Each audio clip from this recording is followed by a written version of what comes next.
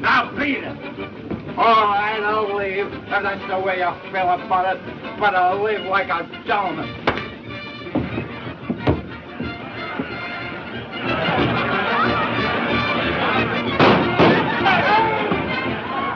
Quiet, everybody. Ladies and gentlemen, your attention, please.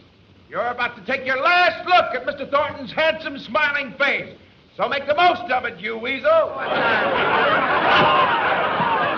as a last insane gesture, Mr. Thornton wants you all to step up to the bar and have a drink with him. Fine.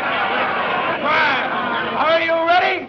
Let's go to the bar, everybody. Here you are.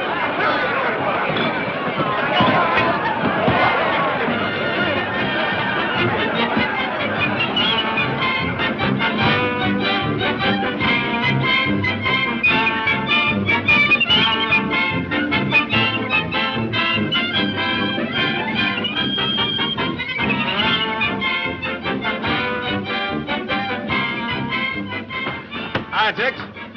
Hiya, dude. The boys telling me you're going home. Yep, catching tomorrow's boat. Well, there's no use of wishing you luck. I guess you've had plenty. Give me Michigan Avenue on a hot afternoon, and you can have all the yellow dust this side of Seattle. I guess we all feel the same way, kid. It seems that all the homesick guys in the world came up here. Yep. Put this away for me till boat time, will you, Tex? It's wearing me down. Sure thing.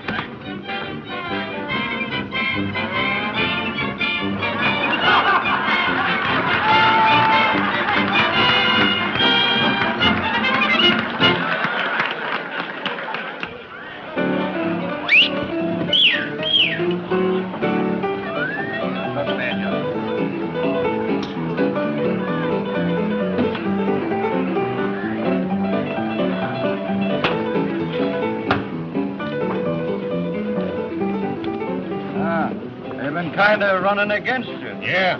Oh, thanks. Give us a couple more stacks. Here's where I'm at to earn my fare back to Seattle. There you are.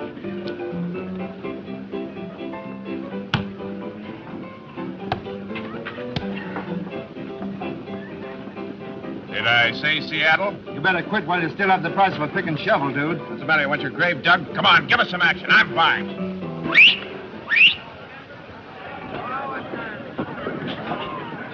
Well, the hot seat went cold, eh? Better luck next time, dude. Yeah, I hope so. Well, so long, fellas. So long.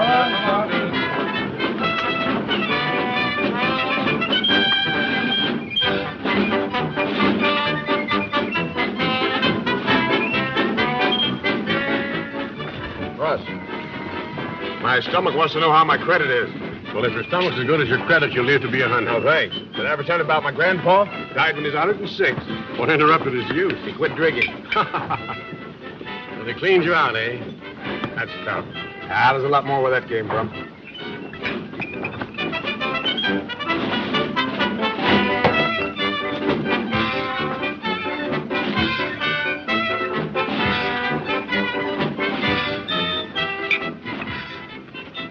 What's the matter, Mr. Thornton? Did you speak to your pal since you got rich?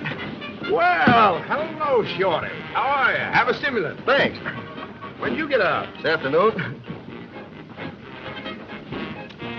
You know something? These Bastilles up here ain't as cozy as them stirs down little old New York. But the finest jailhouse I ever seen was the Coney Island precinct. They sent you up roving the mails, didn't they? It's a miscarriage of justice. Listen.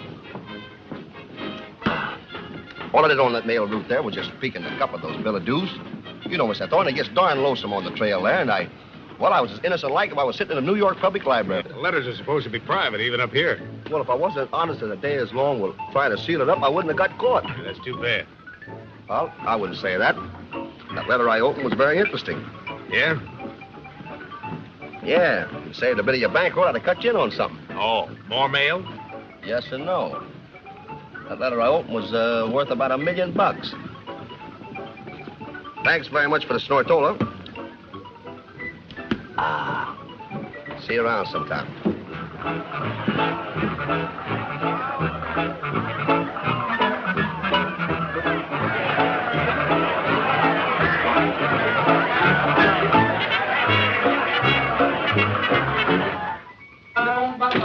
Let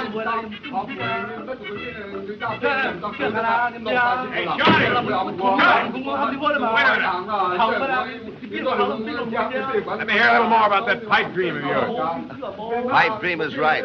I've been dreaming about this for 6 months up in that cold Arctic can. Yeah, what do you need a bankroll for? Well, Hey, you guys, get out of here.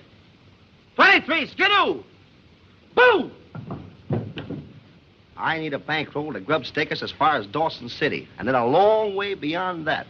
Yeah, that sounds interesting. You know something? When they caught me opening those letters, and the judge presented me with 6 months, or as the English jockeys say, a dozen fortnights.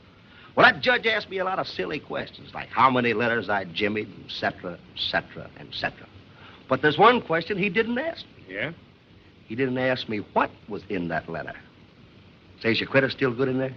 I wouldn't be surprised. Come on, let's go and exhaust it. Okay. His name was Blake. Martin Blake.